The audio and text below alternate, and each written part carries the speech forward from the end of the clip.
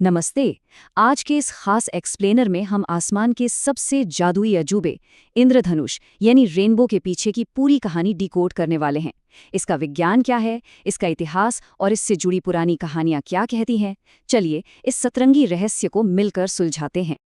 अब शुरुआत इसके नाम से ही करते हैं। क्या पता था कि रेनबो या इंद्रधनुष का एक पुराना लैटिन नाम भी है? जी हाँ, आर्कस प्लूवियस। इसका सीधा सा मतलब होता है बरसात की चाप। ये नाम अपने आप में बताता है कि इंसानों को इस नेचुरल ज्योमेट्री ने हमेशा से कितना फैसिनेट किया है। ये सिर्फ रंग नहीं है, बल्कि आसमान में बनी एक कमाल की कलाकृति है जिसने सदियों से सबको अचंभित किया है।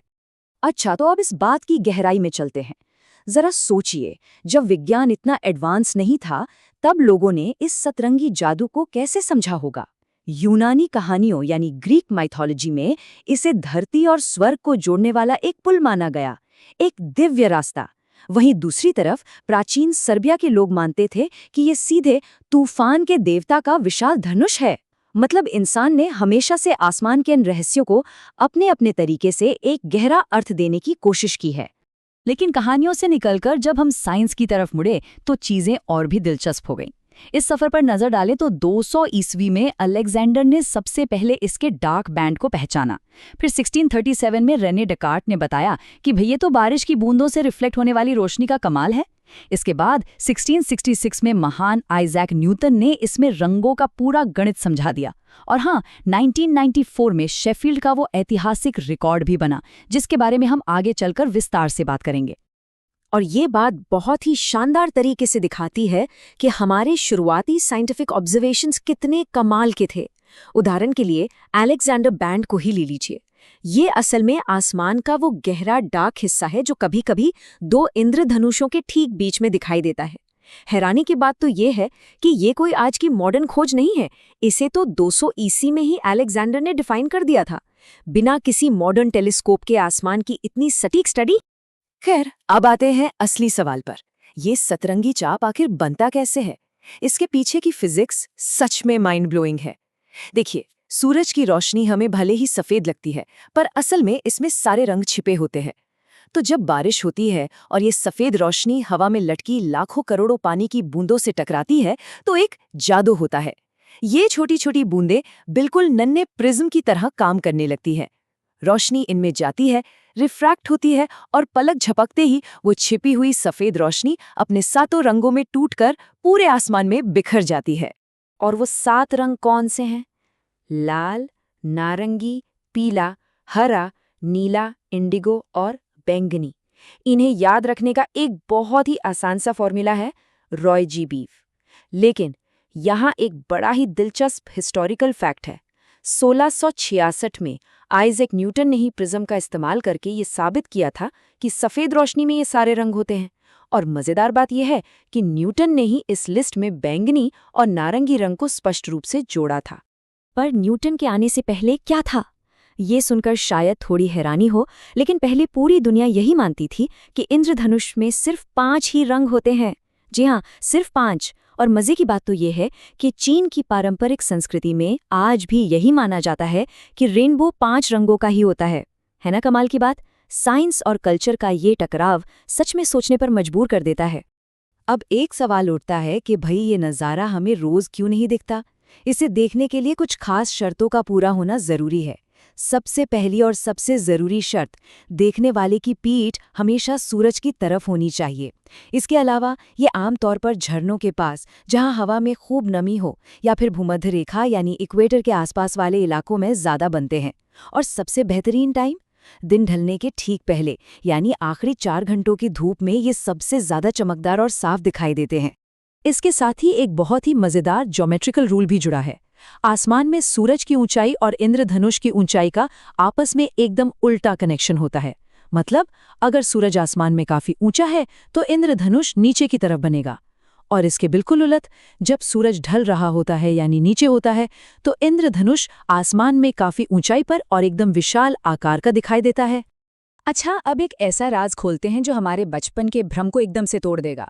हम हमेशा जमीन से देखते हैं तो इंद्रधनुष हमें एक आधे घेरे या एक चाप की तरह दिखता है। लेकिन सच तो ये है कि इंद्रधनुष हमेशा पूरा गोल होता है, एकदम परफेक्ट सर्कल। होता ये है कि जमीन की वजह से आधा हिस्सा छिप जाता है। अगर इसी नज़ारे को किसी ऊंचे उड़ते हुए हवाई जहाज से देखा जाए ना, तो आसमान में एक पूरी तरह से गोल सतरंगी रिंग दिखाई देगी। ये लिटरली गेम चेंजर फैक्ट है। अब इस स्लाइड के बारे में जो सबसे दिलचस्प बात है वो ये है कि नेचर कभी-कभी खुद को रिपीट भी करती है। कभी-कभी आसमान में एक साथ 2, 3 या यहाँ तक कि 4 इंद्रधनुष भी नजर आ जाते हैं। ऐसा तब होता है जब रोशनी बारिश की बूंदों के अंदर एक से ज्यादा बार बाउंस करती है। और जब डबल रेनबो बनता है तो एक गजब का ऑप्टिकल मैजिक होता है। दूसरे वाले इंद्रधनुष के रंग पहले वाले के एकदम उल्टे होते हैं, मतलब लाल की जगह बैंगनी रंग सबसे ऊपर दिखाई देगा। और हाँ, ये जादू सिर्फ बारिश और धूप तक ही लिमिटेड नहीं है। इसके कुछ बेहद रेयर और जादुई रूप भी होते हैं, जैसे रात के अंधेरे में भी इंद्रधनुष बन सकता है। चांद की रोशनी से बनने वाले इस नज़ारे को मून बो कहते हैं। और ऐसे ही घने कोहरे के बीच बनने वाले एक सफेद धुंधले से इंद्रधनुष को फॉग बो कहा जाता है। ये दोनों इतने रेयर हैं कि इन्हें देख पाना किसी जैकपॉट लगने से कम नहीं है। चलिए अब अपनी धरती से थोड़ा बाहर निकलते हैं और पूरे ब्रह्मांड पर नजर डालते हैं। हमारे पूरे सोलर सिस्टम में सिर्फ 2 ही ऐसी जगह हैं जहां इंद्रधनुष बन सकता है। एक तो हमारी अपनी पृथ्वी, जहां ये पानी की बूंदों से लगभग 42 डिग्री के एंगल पर बनता है, और दूसरा है शनि ग्रह का चंद्रमा टाइटन। लेकिन टाइटन पर पानी नहीं है, वहां सूरज की रोशनी लिक्विड मीथेन की बूंदों से टकराती है और वहां इसका एंगल 42 की बजाय 49 डिग्री का होता है ना? एकदम स्पेस फिक्शन जैसा। वापस अपनी धरती पर लौटें तो कुछ जगहों पर इसका कल्चरल और जियोग्राफिकल कनेक्शन बहुत ही गहरा है।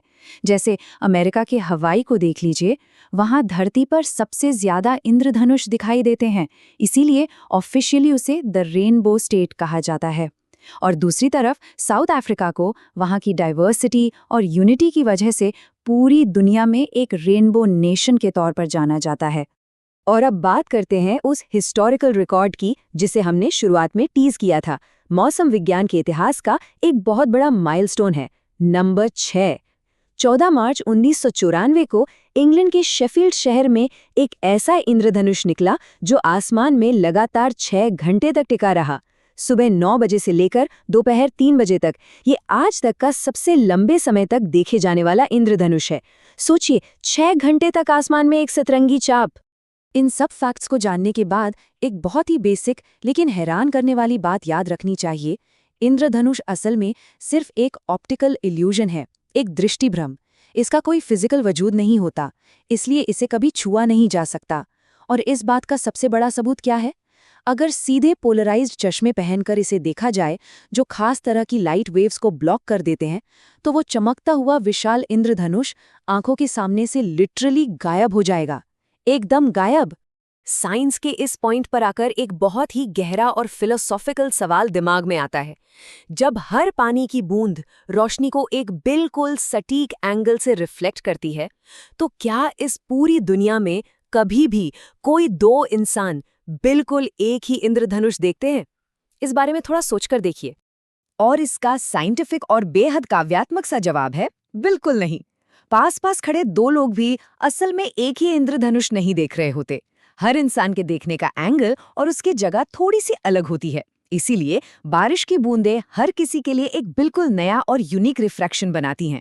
इसका सीधा सा मतलब ये है कि आसमान में जो सतरंगी जादू हम देखते हैं, वो उस पल, उस जगह सिर्फ और सिर्फ उसे देखने वाले के लिए ही बना होता है। क्या ये बात इस पूरे ब्रह्मांड में हमारे वजूद को एक बहुत ही खास और पर्सनल मीनिंग नहीं देती? इसी खूबसूरत और गहरे विचार के साथ हमारा आज का ये एक्सप्लेनर यहीं खत्म होता है। इस सतरंगी सफर में साथ रहने के लिए बहुत बहुत शुक्रिया।